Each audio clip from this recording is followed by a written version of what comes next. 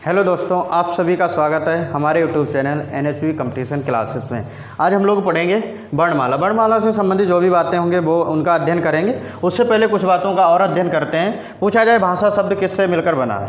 देखो, भाषा शब्द क्या, भाषा शब्द है, ये भाष शब्द से मिलकर बना है। और भाष शब्द काहे का है? संस्कृत का है। सही, भाष शब्द किसका है? संस्कृत का है, और जिसका शाब्दिक अर्थ होता है बोलना। तो पूछा जाए कि भाषा शब्द किससे मिलकर बना है? भाष शब्द से मिलकर बना है, जिसका शाब्दिक अर्थ होता है बोलना। तो ध्यान रखना कि भाषा किससे मिलकर बना है? भाष शब्द से, और भाष शब्द का शाब्दिक अर्थ होता है बोलना। तो ये बातें ध्यान रहेंगी। अगली बात देखते हैं कि भाषा का निर्माण किस तरीके से होता है। भाषा का निर्माण सबसे पहले वर्ण, फिर ध्वनि, फिर बाद में अक्षर। और अक्षर, ये तीनों बातें एक ही। फिर उसके बाद शब्द की आवश्यकता पड़ती है, शब्द के बाद वाक्य आता है, वाक्य के बाद बोली, बोली के बाद उपभाषा, और उपभाषा के बाद भाषा का निर्माण होता है। तो इस तरीके से हम लोग देखेंगे कि सबसे पहले और वर्ण और ध्वनि में अंतर क्या होता है। वर्ण और ध्वनि में अंतर क्या होता है, जिसे वर्ण किसको कहा जाए? तो वर्ण होता है, वर्ण ध्वनि का लिखित रूप होता है। क्या होता है? वर्ण किसको कहा जाता है? ध्वनि का लिखित रूप। ध्वनि का लिखित रूप क्या कहलाता है? वर्ण कहलाता है। और आपसे पूछा जाए कि ध्वनि किसको कहते हैं, सही, पूछा जाए ध्वनि किसको कहते हैं, तो वर्ण का जो उच्चारित रूप होता है उसे ध्वनि कहते हैं। फिर बाद में इसके बाद आती है कि मतलब शब्द क्या होता है, तो शब्द कहते हैं वर्णों के सार्थक समूह को, वर्णों के सार्थक समूह को शब्द कहते हैं। और शब्द के बाद आता है वाक्य। वाक्य किसको कहते हैं? तो वाक्य कहते हैं शब्दों के सार्थक समूह को वाक्य कहते हैं। इस तरीके से बहुत से वाक्यों का निर्माण होता है। उसके बाद एक बोली बन जाती है, या क्षेत्रीय मतलब क्षेत्र में बोले जाने वाले बहुत से वाक्यों का जो समूह हो जाता है उसे फिर बोली कहने लगते हैं। जब बहुत से मतलब बोली, कई मतलब बोलियों का निर्माण हो जाता है, कई बोलियां हो जाती हैं, उसके बाद उपभाषा का निर्माण होता है, और भाषा के बाद भाषा का निर्माण हो जाता है। तो पूछा जाए भाषा के निर्माण किस तरीके से होता है, तो देख लेते हैं वर्ण कैसे कहते हैं। तो वर्ण ध्वनि का लिखित रूप वर्ण कहलाता है, और जो ध्वनि होती है वर्ण का उच्चारित रूप ध्वनि कहलाता है। तो बातें समझ आई होगी कि वर्ण किसको कहते हैं, तो ध्वनि का जो लिखित रूप वर्ण कहलाता है, और ध्वनि किसको कहते हैं? वर्ण का उच्चारित रूप क्या कहलाता है? ध्वनि कहलाता है। इस तरीके से आगे देखते हैं।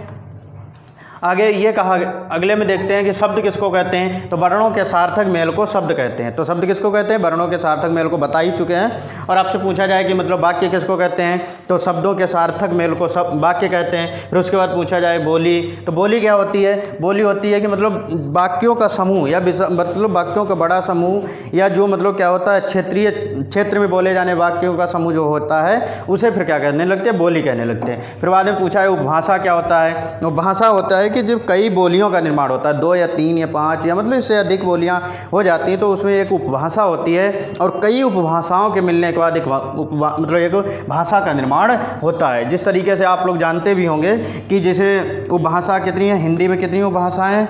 हिंदी में 5 उपभाषाएं। कितनी? 5 उपभाषाएं। भाषा क्या है? हिंदी है। भाषा हिंदी है, और जिसमें 5 उपभाषाएं बताई गई हैं। सॉरी, इसमें मतलब उपभाषा कितनी बताई गई? उपभाषाएं 5 बताई गई हैं, और 5 उपभाषाओं के अंतर्गत 18 बोलियों बताई गई हैं। 5 उपभाषाओं के अंतर्गत 18 बोलियां। तो इसीलिए कहा कि बोलियों का समूह उपभाषा, और उपभाषा का समूह भाषा कहलाता है। तो इस तरीके से बात समझ आई। फिर पूछा जाए कि कुछ संबंधित महत्वपूर्ण बिंदु भी हैं, जिसमें कहा जाए कि भाषा की सबसे छोटी इकाई, भाषा का निर्माण किस तरीके से होता है। तो भाषा की जो सबसे छोटी इकाई होती है तो उसको ध्वनि कहते हैं, ध्वनि या वर्ण कहते हैं। तो किस तरीके से क्वेश्चन बनेगा कि भाषा की सबसे छोटी इकाई ध्वनि या वर्ण होगी। अगर पूछा जाए कि भाषा की सबसे छोटी उच्चारित इकाई, मतलब जब शब्द लग जाए उच्चारित, तो इसमें ध्वनि हो जाएगी। और पूछा जाए कि भाषा की सबसे छोटी लिखित इकाई, तो वर्ण कहलाती है। फिर उसके बाद एक क्वेश्चन और बनता है कि भाषा की सार्थक इकाई क्या होती है। भाषा की सार्थक इकाई क्या होती है, तो वाक्य होती है। और इस तरीके से पूछा जाए कि भाषा की सबसे छोटी सार्थक इकाई क्या होती है, जिसका मतलब कुछ ना कुछ अर्थ हो, तो वहाँ पे कौन सा हो जाएगा? शब्द हो जाएगा। तो ध्यान रहेगा कि भाषा की सबसे छोटी सार्थक इकाई शब्द रहेगी। और पूछा जाए भाषा की सबसे छोटी मतलब सबसे छोटी लिखित इकाई वर्ण रहेगी। भाषा की सबसे छोटी उच्चारित इकाई ध्वनि रहेगी, और भाषा की सार्थक इकाई क्या रहेगी? वाक्य रहेगी। इस तरीके से मतलब बातें समझनी हैं। तो ये बातें समझ आई होंगी कि मतलब क्या क्या रहता है। अब आगे देखना है।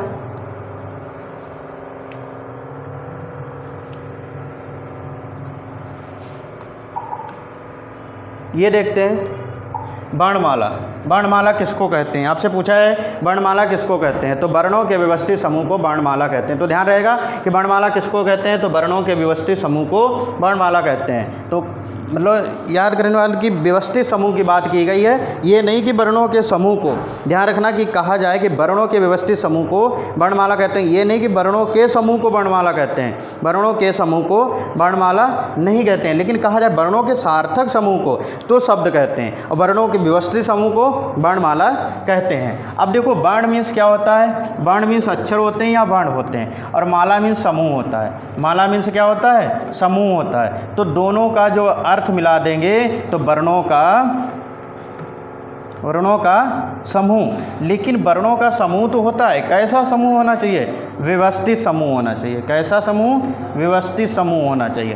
तो आप लोग ध्यान रखना कि वर्णों के व्यवस्थित समूह को वर्णमाला कहते हैं। फिर पूछा जाए कि हिंदी में उच्चारण के आधार पर वर्णों की संख्या कितनी होती है? हिंदी में उच्चारण के आधार पर वर्णों की संख्या कितनी होती है? तो उच्चारण के आधार पर ध्यान रखना कितनी होती है? 45 होती है। तो वर्णमाला में उच्चारण के आधार पर 45 होती है। फिर आपसे पूछा जाए 45 किस तरीके से होते हैं, तो इसमें क्या होता है कि 45 पूछे जाए किस तरीके से होते हैं, तो 10 तो इसमें क्या हो जाएंगे? स्वर हो जाएंगे।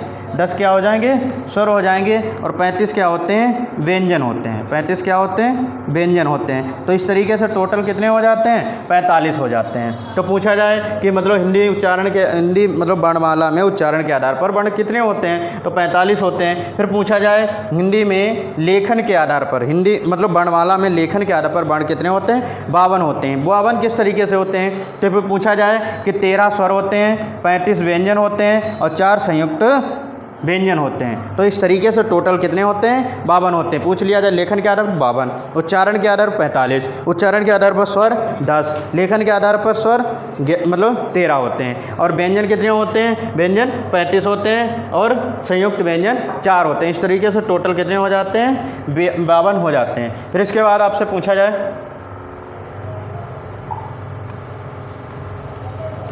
कि वर्णमाला में किस कवि ने किस विद्वान ने कितने वर्ण बताए हैं। तो फिर पूछा जाए वर्णमाला में वर्णों की संख्या, कामता प्रसाद ने वर्णों की संख्या 46 बताई है। तो ये बहुत महत्वपूर्ण बात है। पूछा जाए कि कामता प्रसाद के अनुसार वर्णमाला में कितने संख्या बताई गई है? 46 बताई है। फिर पूछा जाए धीरेन्द्र वर्मा के द्वारा कितनी बताई गई? 53। तो धीरेन्द्र वर्मा ने कितनी बताई है? 53। किशोरी दास ने कितने बताए हैं? 43। और उदय नारायण ने कितने बताए हैं? 51। तो ध्यान रहेगा 46 किसने बताए? कामता प्रसाद ने। 51 किसने बताए? उदय नारायण वर्मा ने बताए। फिर पूछे जाए कि 43 किसने बताया? किशोरी दास ने। और 53 किसने बताए? धीरेन्द्र वर्मा। तो याद रहेगा ना कि मतलब 53 किसने बताया? धीरेन्द्र वर्मा ने। 43 किसने बताए? तो याद रखना किशोरी दास ने। पूछा जाए उदय नारायण कितने बताए? तो 51 बताए और कामता प्रसाद ने 46 बताए। और लेखन के आधार पर 52 होते हैं, उच्चारण के आधार पर कितने होते हैं? 45 होते हैं। तो इस तरीके से बात सुनाइए। आगे पढ़ते हैं। आगे ये कहा गया है कि स्वर से क्या पढ़ेंगे? स्वर।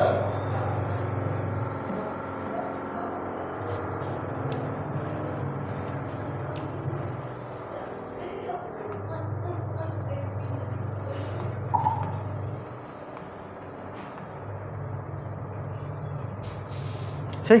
अब देखते हैं वर्ण कितने प्रकार के होते हैं। सही। आपसे पूछा जाए कि वर्ण कितने प्रकार के होते हैं।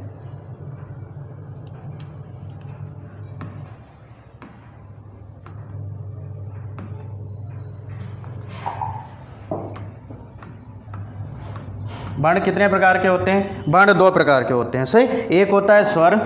क्या होता है? एक स्वर होता है, दूसरा व्यंजन होता है। और वर्ण कहते किसको हैं? तो वर्ण बताया है कि वर्ण क्या होती है? भाषा की सबसे छोटी वर्ण किसको कहते हैं? भाषा की सबसे छोटी इकाई जो होती है उसे हम वर्ण कहते हैं, और भाषा की सबसे छोटी लिखित इकाई होती है उसे वर्ण कहते हैं। तो ये बात ध्यान रखना। अगली बात यह है कि वर्ण के प्रकार कितने होते हैं? वर्ण के 2 प्रकार होते हैं, एक स्वर होता है, एक व्यंजन होता है। तो स्वर और व्यंजन में स्वर किसे कहते हैं और व्यंजन किसे कहते हैं? तो स्वर उसे कहते हैं मतलब जो वर्ण स्वतंत्र रूप से बोले जाते हैं उन्हें स्वर कहते हैं, और जो वर्ण स्वरों की सहायता से बोले जाते हैं उन्हें व्यंजन कहते हैं। तो सबसे पहले हम लोग आज पढ़ेंगे स्वर किसे कहते हैं। स्वर क्या होते हैं? स्वर कितने प्रकार के होते हैं? लेखन के आधार पर, उच्चारण के आधार पर, परंपरागत के आधार पर, या मतलब हम पढ़ेंगे मात्रा के आधार पर। इस तरीके से स्वरों का अध्ययन करेंगे। तो पूछा पूछा जाए कि वर्णों के स्वतंत्र रूप को क्या कहते हैं, स्वर कहते हैं। तो स्वर किसको कहते हैं, वर्णों के स्वतंत्र रूप को स्वर कहते हैं। तो वर्ण कितने प्रकार, 2 प्रकार के होते हैं। पूछा जाए स्वरों की संख्या कितनी होती है, 11 होती है। सही, स्वरों की संख्या कितनी होती है, 11 होती है। लेखन के आधार पर स्वर पूछे जाए तो 13 होते हैं, और उच्चारण के आधार पर स्वर 10 होते हैं, और परंपरागत की दृष्टि से कितने होते हैं, तो 13 होते हैं। तो ध्यान रखना, परंपरागत के 13, लेखन के आधार पर 13, उच्चारण के आधार पर 10, और अगर सीधे वर्ण पूछे जाएं तो 11 होते हैं। तो सभी बातें समझ आई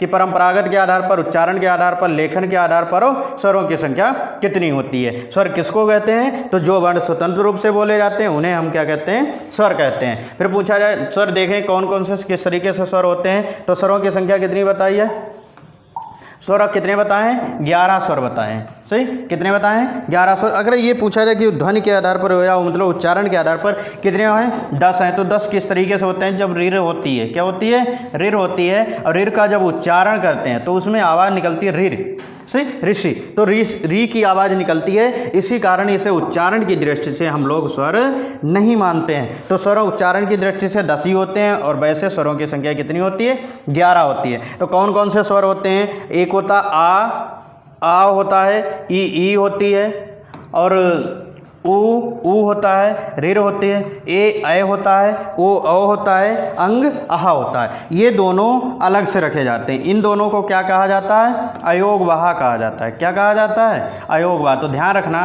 कि अंग और आहा को क्या कहते हैं, अयोगवाह कहते हैं। फिर पूछा जाए कि मतलब ये सभी क्या होते हैं, ये स्वर होते हैं। स्वर इनकी संख्या कितनी होती है, 11 होती है। तो थोड़ा इसके अयोगवाह के बारे में जान लेते हैं। अंग को क्या कहते हैं, अनुस्वर कहते हैं। तो पूछा है अंग को क्या कहते हैं, अनुस्वर कहते हैं, और आहा को विसर्ग कहते हैं। आ का अंग का उच्चारण स्थान पूछा जाए तो अनुनासिक होता है। अनुनासिक का मतलब याद रखना, आ नाक और मुंह दोनों से जिसका उच्चारण होता है उसे अनुनासिक कहते हैं। विसर्ग होता है तो इसे कहाँ से, इसका उच्चारण कहाँ से होता है, कंठ से। तो पूछा जाए कि आहा का उच्चारण स्थान क्या होता है, कंठ होता है। तो आहा का उच्चारण स्थान क्या हो जाएगा, कंठ हो जाएगा। जब दोनों मिल जाते हैं तो ये अयोगवाह कहलाते हैं। फिर पूछा जाए कि आ और आ, अगर उच्चारण की दृष्टि से स्वरों को देखें तो आ और आ दोनों कहाँ से बोले जाते हैं, कंठ से बोले जाते हैं। ई कहाँ से बोली जाती है, तालु से बोली जाती है। कहाँ से, तालु से। ओ कहाँ से बोले जाते हैं, ओष्ठ से। तो ध्यान रखना, कहाँ से,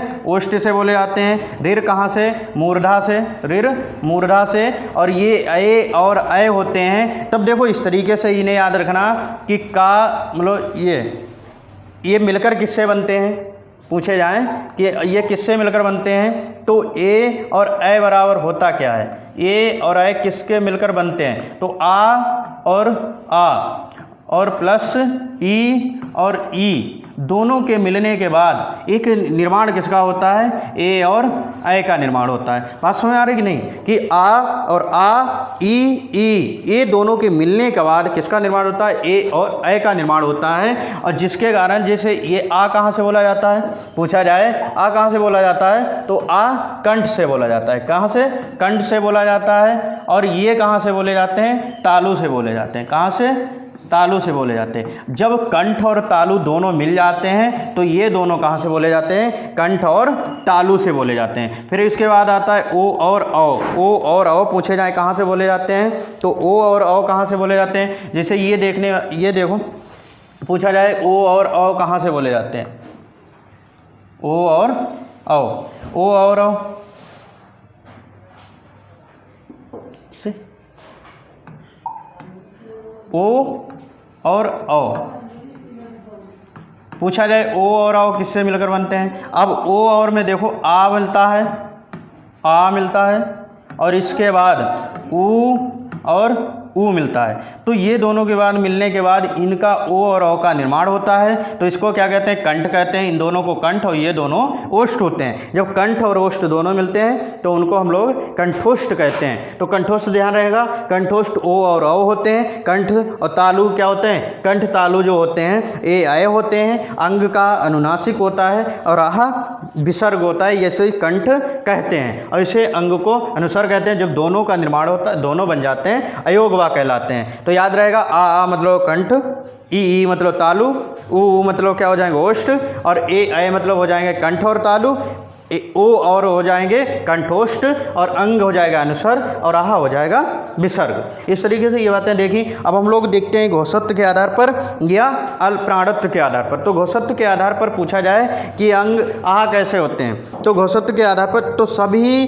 स्वर कैसे होते हैं, सघोष होते हैं। सभी स्वर कैसे होते हैं, सघोष होते हैं, बल्कि जो होता है मतलब सभी स्वर सघोष होते हैं, बल्कि ऋर कैसी होती है, अघोष होती है। ऋर कैसी होती है, अघोष होती है। प्राणत्व के आधार पर सभी स्वर कैसे होते हैं, अल्प्राण होते हैं। प्राणत्व के आधार पर सभी स्वर कैसे होते हैं, अल्प्राण होते हैं। फिर पूछा जाए कि अंग कैसा होता है, तो अंग सघोष होता है। आहा कैसा होता है, अघोष, मतलब ये भी सघोष होता है, लेकिन अंग अल्प्राण होता है और आहा महाप्राण होता है। तो पूछा जाए आहा कैसे होता है, महाप्राण होता है और अंग अल्प्राण होता है। ये बातें समझ आ गई होंगी। तो यहाँ पे घोषत्व, प्राणत्व, उच्चारण की दृष्टि से हम लोगों ने अध्ययन कर लिया है। तो पूछा जाए अयोग भाग कितने होते हैं, 2 होते हैं। कौन कौन से होते हैं, अंग और आहा होते हैं, अंग और आहा होते हैं।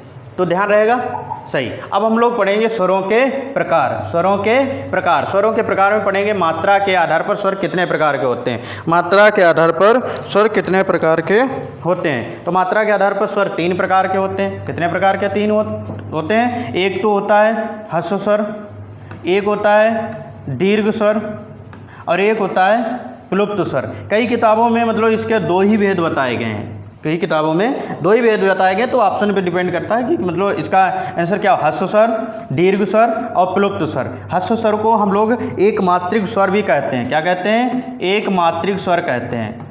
ध्यान रखना, एक मात्रिक स्वर किसको कहते हैं, ह्रस्व स्वर कहते हैं। दीर्घ को क्या कहते हैं, द्विमात्रिक कहते हैं। क्या कहते हैं, द्विमात्रिक कहते हैं। फिर पूछा जाए प्लुप्त को क्या कहते हैं, बहुमात्रिक कहते हैं। क्या कहते हैं, बहुमात्रिक कहते हैं। तो ध्यान रहेगा कि ह्रस्व स्वर को एक मात्रिक, दीर्घ स्वर को द्विमात्रिक और प्लुप्त स्वर को बहुमात्रिक कहते हैं। फिर पूछा जाए ह्रस्व स्वरों की संख्या कितनी होती है।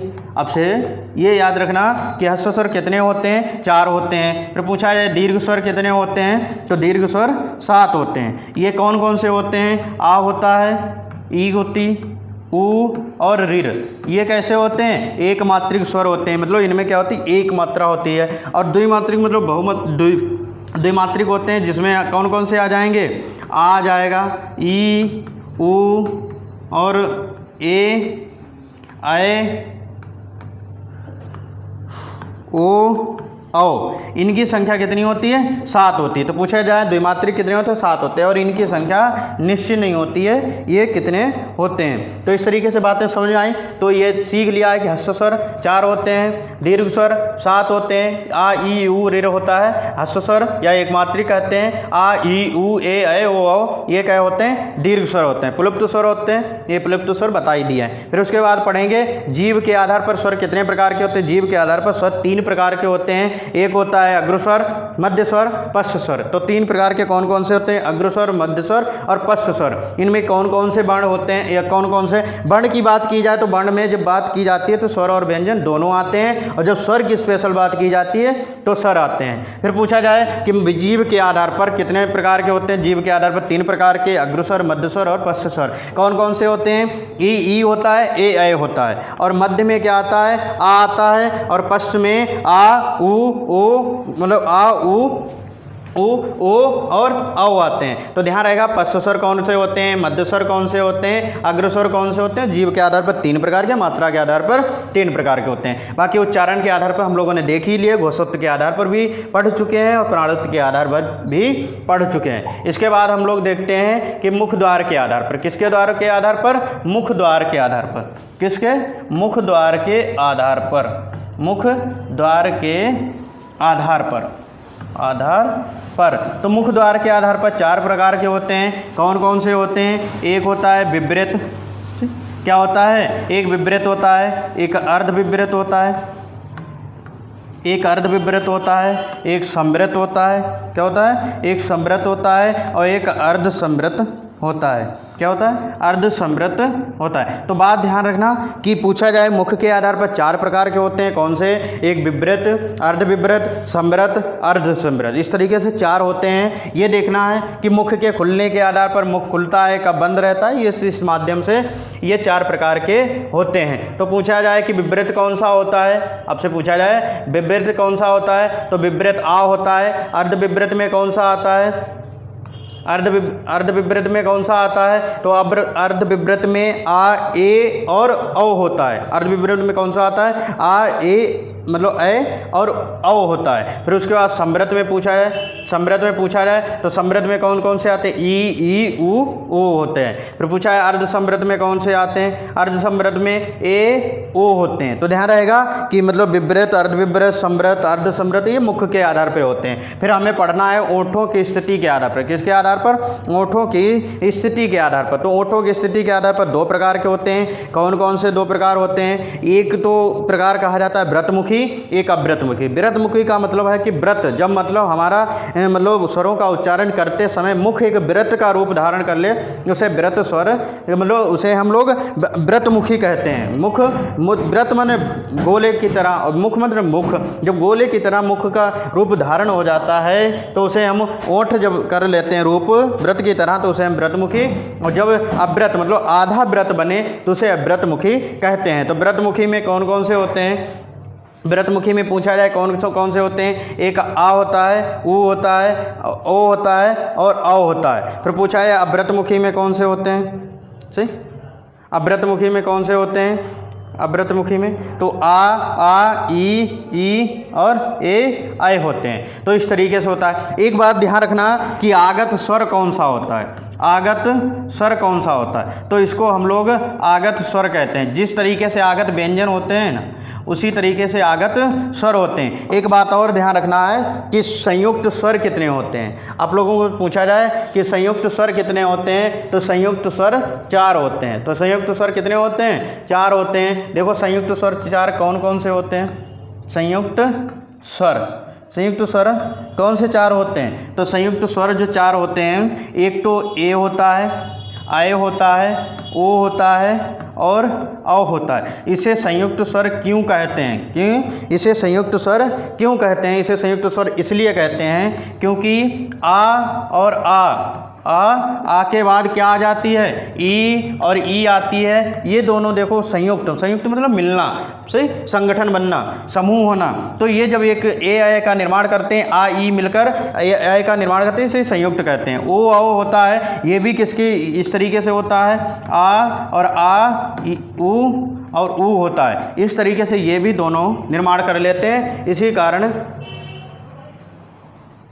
इसी कारण ये हो जाते हैं, सही। इन्हें संयुक्त स्वर कहते हैं। आगे देखते हैं। ओठों के आधार पर पढ़ लिए हमने, मुख के आधार पर पढ़ लिया, मात्रा के आधार पर, उच्चारण के आधार पर और गोषत्व, प्राणत्व, इन सभी माध्यमों से, इन सभी तरीकों से हम लोगों ने पढ़ लिया। अब कुछ बातें महत्वपूर्ण पॉइंट हैं, उन्हें देखते हैं। पूछा जाए कि सजातीय स्वर कितने होते हैं? सही, सजातीय कौन कौन से होते हैं? तो जो सजातीय होते हैं, आ आता है, आ, ई, ऊ और ऊ होता है। तो सजाते मतलब एक ही जाति के होते हैं, मतलब सजाए जाते हैं। आ के बाद आ होता है, ई के बाद ई होती है, ऊ के बाद ऊ होता है। तो उन्हें हम सजातीय कहते हैं। और बाकी क्या कहलाते हैं? विजातीय, जो मतलब होता है रिर होता है, ए होता है, अय होता है और मतलब औ होता है। तो उन्हें हम ओ औ होते हैं, इन्हें क्या कहते हैं? विजातीय कहते हैं। तो सजातीय याद रखना, सजातीय। तो सजातीय में कौन कौन से आते हैं? मतलब आ आता है,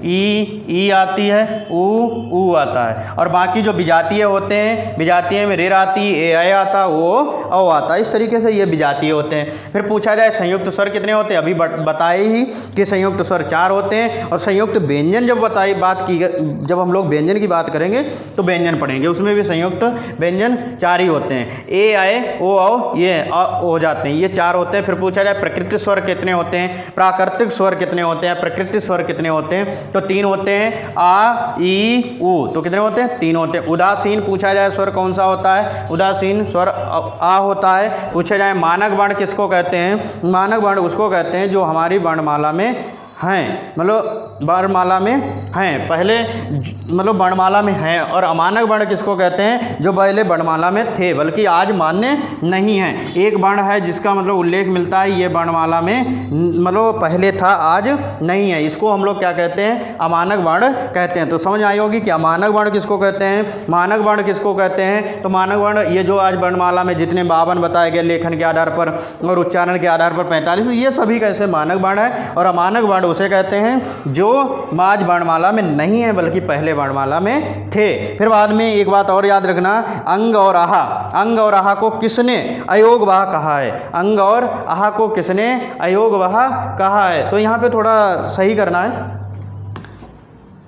किशोरी दास ने कहा है। किसने कहा है? किशोरी दास ने कहा है। तो पूछा जाए कि अंग और आहा को अयोगवाह किसने कहा है? तो किशोरी दास ने कहा है। और इस तरीके से ये बातें समझ में आ ही रही होंगी कि क्या होता है, ये किसने क्या कहा है। तो ये बातें समझ हो गई, सजातीय स्वर, विजातीय स्वर, संयुक्त स्वर, प्राकृत स्वर, उदासीन स्वर, मानक वर्ण और अमानक वर्ण। और ये नोट, अंग और आहा को हम लोग कहते क्या हैं? अयोगवाह कहते हैं। कहा किसने था? किशोरी दास ने अंग और आहा को ये बातें कही थी। इसके बाद ये अगला जो टॉपिक रहेगा हम लोग इसका अध्ययन अगले वाले क्लास में करेंगे। जो मतलब व्यंजन की बात की गई है, व्यंजन का अध्ययन आगे की जो क्लास रहेगी उसमें करेंगे। और जो भी मतलब तुम्हारे डाउट हो या मतलब क्लास में कोई भी प्रॉब्लम है या समझ में नहीं आया तो आप लोग कमेंट करें और बताएं कि मतलब कहाँ पे बात समझ में नहीं आई। और चैनल को सब्सक्राइब करें और जो भी दिक्कत है वो कमेंट करें एंड शेयर करें।